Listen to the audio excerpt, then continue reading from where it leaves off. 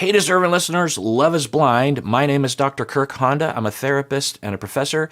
Keep in mind to not use YouTube as a replacement for therapy. If you need a therapist, get one. You deserve it. Let's watch. I got a tattoo that says Taco Bell. Where is it? It's inside my bottom lip.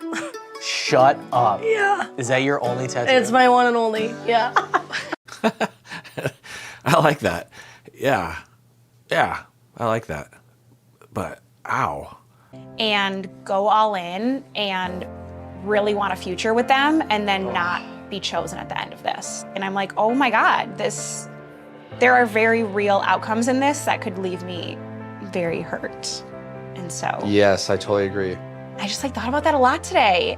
Did you hear what I said last night? Okay, so to catch you up, Lauren in this episode has been talking in the one-on-one interviews about how she now knows that Molly seems pretty confident in her relationship with Dave, and that made Lauren have a lot of worry about being rejected, and also some concern about where Molly is at. Does Molly know that Lauren is in the running and Molly is continuing to flaunt, I guess, that she's confident with her relationship with Dave?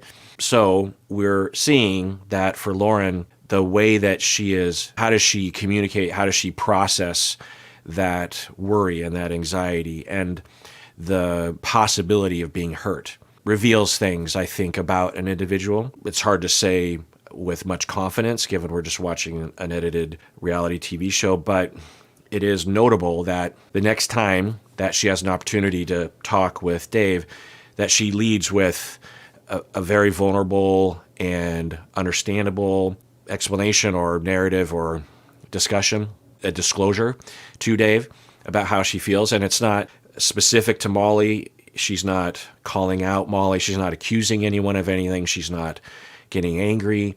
She's not self-deprecating. She's not ashamed. She's just, oh my goodness, this has feeling. I have feelings about this, and I don't know what to do. And I'm even amping it up a little bit. Her disclosure here is, it's very healthy, and it is inherent to the situation if you find yourself falling for someone that you discover has other people in the running. And what do you do with that? Under normal circumstances in the outside world, you would pull back, right? In all likelihood. Not depending, but usually. In this scenario, it's like, well, it's expected that might happen, right? Especially if you believe the person that you're falling in love with is a bit of a catch. And so. Yes, I totally agree. I just thought about that a lot today. Did you hear what I said last night? So then we'll also see, depending on how Dave receives this and how much more Lauren discloses, we'll see how Dave reacts, because we've seen a number of different reactions to this. We've seen Leo and we've seen Micah and others. So I don't know what will happen, but let's see. I didn't. We were joking about you having another date after that. Oh, I did hear that. You heard me tell you to cancel your next date. Yes, I did hear that. What was your response? I don't remember. I'll give you a little context, I guess. Okay. So yesterday, you completely changed my day. So they edited something out there, I think, but it looks like Dave is understanding the landscape and isn't, well, it really just depends on where Dave is. It sounds like he's about to reassure Lauren in terms of where she's at. Previously he would say, I never had you super low on my list, but now I'm thinking, And Lauren's like, thank you, I guess. Because she's not being extremely clear, right? She's not being super concrete. And I think that's a good move because it's a diplomatic situation. You don't want to be super direct, which would pressure him, right? Like, where am I on your list? I'm guessing she would love to know that, but that's probably unfair to corner someone at this phase. I always wish that they would tell us what day in the 10-day period that they are, because it changes things, right? If this is, from my understanding from my contact on the show and from cast members, the first 2 days, they date everybody at least a couple times. So they have 10 or 15-minute dates with 15 different people in both days. They're supposed to wear the same clothes on both days so that when they're editing it, they can make it look like it was, even though the second date, it's a part of the first date, if that makes sense. And then the third day, they narrow it down to 8 or 10, depending. And then from there, they start to whittle it down even further, right? And this doesn't look like it's day 3, right? But it could be day 4. And if it's day 4, then that's different, because we wouldn't expect someone in Dave's shoes to start narrowing it down. Whereas if it is, from my understanding, day 9 is when all of the proposals occur, and then day 10 is when they do the hallway stuff and the lounge stuff, or maybe day 10. Anyway, toward the end of the week, point is that it's not day 9 or 10. Doesn't look like day 8, because that's like really trying to narrow down. Lauren would be more desperate, I think. So which day is it? And I don't know if you care, but I do, because if it is, say, day 7, then that changes my interpretation of how, especially Dave, the way that he responds here. Whereas if it's day 4, then that's a different scenario. You really did. And then after it ended last night, and like I got back into the pods, and one of the girls I was like pretty high on. She like is just so fun and funny. Yeah. So he probably is talking about Molly. Apparently, Molly was saying that Dave also is connecting with Sarah. But then earlier this episode, we saw Sarah and Ben connecting. Yeah, I imagine he's talking about Molly. And that was my perception as well of Molly, and also my perception of how Dave would see Molly, is that she's funny and fun and maybe sexual as well. And someone that would be fun to party with and socialize with and joke around with, but might not have what Lauren seems to have, which is vulnerability and authenticity and emotional expression and disclosure. So he seems to be reckoning with that, and this might be exactly what Lauren wants to hear. I think I was predicting earlier that Dave would probably end up with Molly, but now I would put my money down on Lauren. Which is like super weird to say, I guess, right now, Yeah. but I know deep down that like I want you and me to like explore every possible option. I want that for you, but I also like don't want to hear about it. I totally agree. Okay. Yeah. So it's very mature and healthy as well. She is probably having a lot of feelings. I'm guessing there's a part of her that if she could wave a magic wand, that there wouldn't be any competition. But she also knows that that's not necessarily fair, obviously, or it's not fair. Also, I don't know what she's thinking precisely, but she might also be thinking that she would wish that her ultimate soulmate would have the opportunity to shop around to make sure that she is his soulmate as well, right? There's a logical, practical reality there, but also just a care for someone. It's like, hey, I don't want to, because I love you, I don't want to pressure you, that kind of. So the way she described that, and then she also said, I don't want to hear about it. I don't know where this is headed, but Dave, in the previous date, very kind of naturally, I suppose, mentioned that he has a date afterwards. It's sort of, he wasn't inserting it from my memory. It seemed like it was an organic disclosure. So she's communicating that, like, I don't want to hear about it. I think the main reason why she's having some feelings around this, it doesn't have to do with Dave saying anything, but has to do with Molly in the lounge saying confidently that Molly said literally, I have a husband. And Molly seemed very confident that she was number one. And so I think that's why Lauren is having those feelings. So I think it might be a little unfair to blame Dave for any sort of, she's not, but let's see how this goes. But I also like don't want to hear about it. I totally agree. I don't get you. In a good How? way. I feel like I can tell you anything. I just feel like at home when we're doing this. Like right now from last night, I feel like we haven't left. Okay. That sounds like a connection, right? It's interesting to hear that. We've heard some cast members talk along those lines, right? It's very relatable. That feeling of, wow, this is just so easy. Even though with Molly, it might feel fun and exciting and there's a connection or maybe an attraction, some level of like desire, right? But it doesn't feel like people say it feels like I've known you my whole life.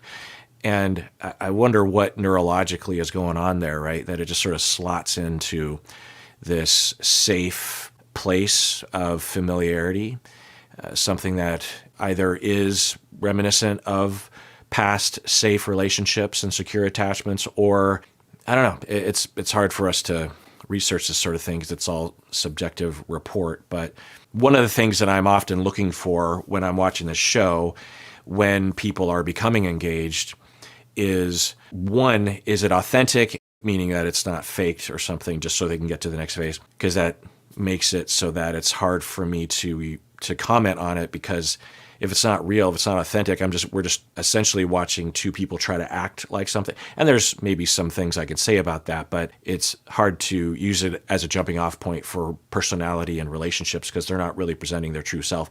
Whereas if they are, then it does lend itself to that analysis or commentary for me. The other thing I'm looking for is whether or not they are safe, the two of them, in a relationship moving forward, because if one person is very into it and the other person isn't, then I worry for really everyone, but particularly the person that is going to have their feelings hurt.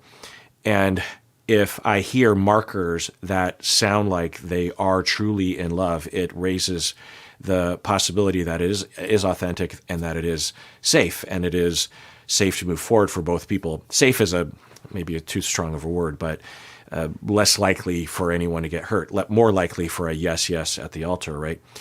And a lot of the time on the show, there will be people that will get engaged, and I will hear nothing from them that I can confidently conclude that there's a likelihood that they truly are in their hearts in love. Sometimes it's because they're faking, or they're trying to move on to the next phase, or they're hoping that it'll grow in the future. So there's that possibility. But the other possibility that I hypothesize sometimes is that the individual just doesn't know how they feel because of their upbringing, and they don't have the ability to look inward. They don't have a guide, or they don't trust their inner feelings. What is that we look to when we try to figure out if we like someone, if we love someone, if we want to get engaged or become exclusive, then get engaged, move in with, what is it in us, right? It's what makes the world go round. Love. It's what all the love songs and all the poetry and all the Hallmark cards and all the rom-coms have to do with. We can't really quantify it. And yet, when I'm watching the show, there are times when, to me anyway, I have no confidence. Whereas when I hear things like that, then I think, oh, it kind of sounds like that person is having that inner motivation and that inner feeling of love and safety and familiarity and connection and soulmate, and not wanting to lose the other person, and projecting into the future of, wow, 12 months from now after the honeymoon period, and we're just watching Love is Blind together on the couch. I feel like I would love to do that with you, and I feel like there wouldn't be any problem with that. I feel like we would be great in that, because, that's what most of what a couple is doing. Not necessarily watching Love is Blind, but just hanging out, right? Anyone can. And so maybe that's what he's thinking. It's like, well, with Molly, yeah, I can have fun, but how long does that really last? I agree. We're diving right back in. I know. So you are at home, you're cooking yourself dinner. What do you want to put on in the background? Are you putting on a playlist? I have a playlist for everything. I have a sex playlist. Wow. Yeah. Can you make a new one for like For I don't want to you? use your old sex. Yeah, I'm really into playlists as well. Sometimes I'll be out and about and I'll be like, ooh, I have an idea for a playlist. And that's funny that she had that thought. It's like, oh, can you make a new one for me? Because, I could see that. And what do you put in the playlist exactly? Do you put the cliches like your Barry White and your Marvin Gaye's and your 90s R&B or something? Or do you have your own personal sex playlist style like speed metal or something? Because you're that kind of person in bed. Or do you like emo stuff like The Cure because you like to get into your feelings and cry occasionally? Nothing wrong with that.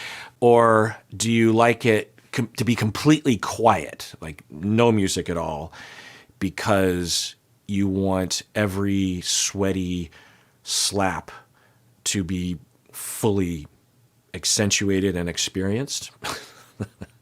Let me know in the comments. Playlist. Yeah, we can totally change that. Just specifically one for your wife, maybe. Yes. Like I love Cat Stevens, the Yep. 70s, chill. I feel like you would connect with my sister on music probably. Really? Because like Cat Stevens, like that's something, I don't know who that is really, but she might. Okay, so we're hearing Lauren's playlist preferences. I'm glad. I'm worried about Lauren slightly. I've seen a lot of assertive, forward, self-valuing behavior from her. We haven't seen much behavior at all, but there's been some yellow flags that she doesn't advocate for herself or doesn't know that she deserves to be treated well. Dave has been communicating pretty well and doesn't seem to have impulses to harm or to make himself superior or to dominate or put other people down in a while. He did in the beginning. Maybe he was just nervous. That happens sometimes. So I'm a little less worried about Dave, but I'm still kind of worried. I mean, that's one of the things about watching this show that I experience that I find other people have different experiences with is in terms of the edit and in terms of what they decide to show us. Sometimes the show, for whatever reason, will front load a lot of concerning behavior, and then we don't see that again for a while. I feel like with Leo that kind of happened. With Micah, I think that kind of happened. And it's easy to forget what they did. And I'm not saying we're supposed to like decide who people are and especially attack people. Like never ever do that. I don't ever tell you to do anything. Not like anyone would have to listen, but I do not condone attacking anyone on the show or any reality TV show for any reason. The only things I could imagine that would justify people in the audience actually communicating or commenting on one of their TikToks in a way that's negative and trying to make them feel bad would be behaviors that I've never seen on a reality TV show. So certainly that sort of thing. But anyway, I am worried about Lauren because he has said to her some of the things that were notable and concerning and pointing in a direction, or she noticed it. I mean, there were moments she's like, oh, but it didn't affect her attraction to him. It didn't change her mind. In terms of the edit, it didn't seem to be thought about at all. Now, maybe among the thousands of interactions that she's had with him, there have been a handful that have been concerning, but like a lot of neutral and positive interactions that would completely offset anything that would happen. So what do I know? But it is a concern of mine because if he does have a personality issue, then Lauren might have the puzzle piece other side of things. Like sometimes these configurations of relationships both went through a very similar childhood, but they defended in opposite ways, where one person defended by becoming like the mistreating parent and the other person became like an accommodating person to the mistreating. There's a lot of things that I could talk about that would be lengthy that I won't do right now, but it's just the thought that I have in my head. Lauren has also presented a lot of, like I said, a lot of healthy, assertive, self-valuing behavior. So I'm going to hope for the best. I actually have feelings for you. I actually have feelings for you too. My head is spinning because I never thought this was gonna happen to me. Yeah. My sister's gonna be mad at me. And here you are. She's like, you said you wouldn't do that. Yeah, I didn't think I would. Okay, I don't know, but it's a bit of a minor yellow-white flag in that he's talked about how his sister was angry and about him coming on the show and thought it was a bad idea. The way he put it was that she said that the women on the show were below him, that they weren't good enough for him. And that's, I can't remember the exact wording. I don't think any of those girls are good enough for you, was the quote. Who knows if that's what the sister really said. He also was indicating that his sister was kind of like a mother figure. His mom died, right? Yeah, so it's possible that the sister stepped in. It's also possible the sister was always a bit of a mother figure, for better or for worse, hard to know. It sounds like he appreciates her love and their relationship. And he is now telling us, hard to say, but on one end of the spectrum, it sounds like he, before coming on the show, was talking with sister, and sister was saying, I don't think any of those girls are good enough for you. And in the various different things that were being talked about between him and his sister, he told her, I'm just doing this for fun. I'm not going to fall in love. I don't intend on taking this seriously or something like that. So that's at one end of the spectrum. And he is now reporting to us that that's what the conversation was. At the other end of the spectrum, he was hoping that he would find the one, but was preparing himself for it not to go well, and maybe even saying things to his sister to get her off his back by saying, well, it's neither here nor there because I'm not going to meet the one, when deep in his heart he definitely did. The reason why I'm concerned is because if he, as some people seemingly come on the show, go into the pods without any intention to actually meet someone, they just want to be on a reality TV show, then that raises the risk that the individual is not actually seriously in love where the other person is, and the other person will get hurt. My sister's gonna be mad at me. And here you are. She's like, you said you wouldn't do that. Yeah, I didn't think I would. But I met this girl, Lauren, and I don't know. I don't think what I'm feeling right now is fake. Right. And I didn't want to say that. I just don't get excited about. I don't know if I'm just reading into things, but we've heard a lot of statements on this show over the seasons that we would later look back on and think the way he worded that, he's like, I don't think, what did you say? I don't know. I don't think what I'm feeling. I don't know. I don't think what I'm feeling right now is fake. On the positive side, which I'm guessing this is what he's saying, is I think this is real. This feels real to me. On the other end of the spectrum, there's a part of him that is maybe swept up in the emotion, and there's a part of him that knows that this isn't really deep. It's not real because he wasn't intending to do this, or he's not ready, or something. And although it's not fake to him, it's not really deep, right? Because we've heard this on the UK season, Sam, what did he say? After they were engaged and they meet in the hallway and he's walking away and he's like, I think I might love you, or something like that. And Nicole was, And you think, wait, you think you're in love?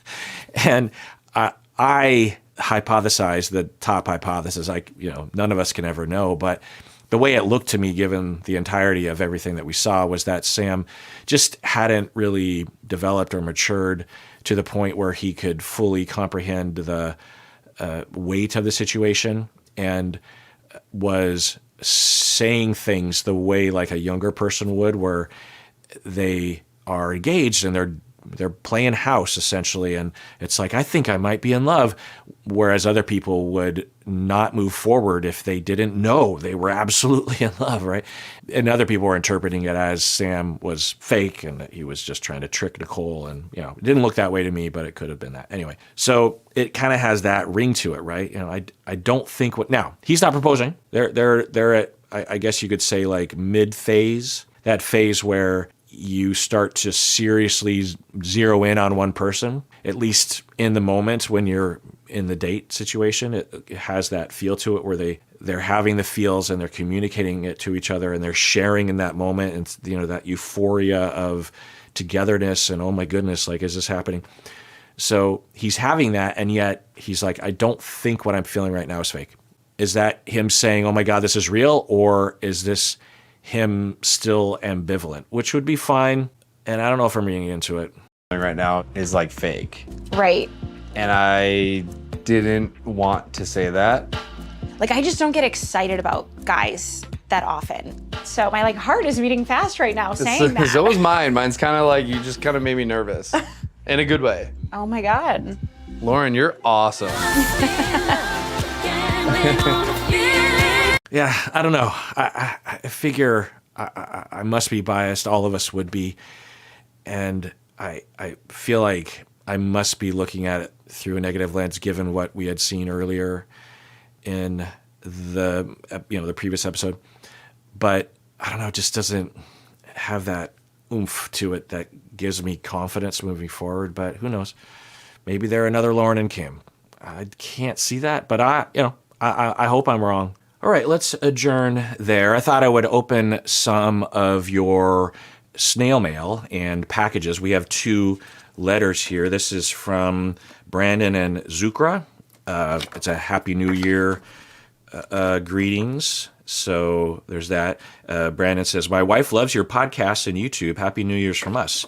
There's also a picture of their 3 cats, Leela, Jellicle, and Dimitri.